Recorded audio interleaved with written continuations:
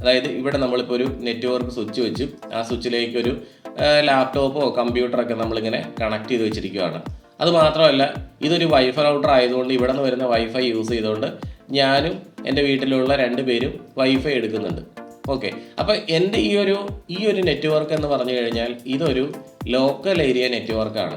ഇതാണ് ഒരു external network. ഇത് WAN വാൻ എന്ന് പറയും, വൈഡ് ഏരിയ നെറ്റ്വർക്ക്. ഇപ്പോൾ മോഡത്തിൽ 2 IP അഡ്രസ് ഉണ്ട്.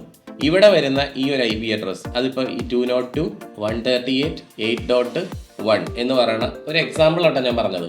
ഇങ്ങനെ ഒരു പബ്ലിക് IP അഡ്രസ് ഉണ്ടാവും. അത് മോഡത്തിൻ്റെ ഈ ഒരു എക്സ്റ്റേണൽ നെറ്റ്വർക്കുമായിട്ട് കണക്ട് ചെയ്യുന്ന ഈ ഒരു സ്ഥലത്തായിരിക്കും നിൽക്കുന്നത്. അതുപോലെ തന്നെ മറ്റൊരു IP അഡ്രസ് ഉണ്ടാവും. അത് ഇതേപോലെ ആയിരിക്കും 192.168. ഇപ്പോൾ 1.1 എന്ന് പറഞ്ഞൊരു IP ആയിരിക്കാം. ചിലരുടെ അത് 1 ആയിരിക്കില്ല, ചിലരുടെ അത് 0 ആയിരിക്കും. ചിലരുടെ ഇപ്പോൾ നമ്മൾ ജിയോടെ ഒക്കെ എടുക്കുവാണെങ്കിൽ 29.1 എന്നായിരിക്കും.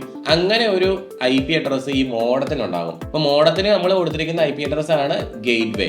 അപ്പോൾ ഈ ഗേറ്റ് വേയുമായിട്ട് കണക്ട് ചെയ്തിട്ടാണ് ഇവിടെയുള്ള എല്ലാ നെറ്റ്വർക്കിലുള്ള മുഴുവൻ ഡിവൈസുകളുടെ IP തീരുമാനിക്കപ്പെടുന്നത്. അതായത് ഇപ്പോൾ ഈ ഒരു ഡിവൈസിന് ഇപ്പോൾ നമ്മൾ പറഞ്ഞു 192.168.1.1 ആണ്. അപ്പോൾ ഈ ഒരു കമ്പ്യൂട്ടറിന് മിക്കവാറും 192.168.1.2 ആയിരിക്കും.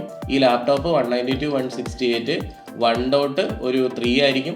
ഈ മൊബൈൽ ഒരു 192.168.1.4 ആയിരിക്കും.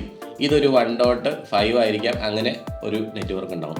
അപ്പോൾ ഇതെല്ലാം ഒരേ റേഞ്ചിലാണ് നമ്മൾ പറയും. കാരണം 192.168.1. എന്ന് പറയണം. ഇപ്പോൾ ഇത് 29. ആയിരുന്നെങ്കിൽ 29. ആയിരിക്കും ഇവിടെയുള്ള എല്ലാ ഡിവൈസും. അപ്പോൾ അങ്ങനെ ഇരിക്കുന്ന ഈ ഡിവൈസുകൾക്കെല്ലാം നമ്മൾ ഒരേ റേഞ്ചിലുള്ള IP കൊടുത്തു എന്നാണ് ഇവിടെ പറയുന്നത്. അപ്പോൾ ഇവിടെ ഇത് മാത്രമാണ് ഒരു വ്യത്യസ്തമായിട്ടിരിക്കുന്നത്. അപ്പോൾ ഇതിനെ തമ്മിൽ കണക്ട് ചെയ്യുന്ന ഒരു ഡിവൈസാണ് ഈ മോഡം എന്ന് പറയുന്ന ഡിവൈസ്.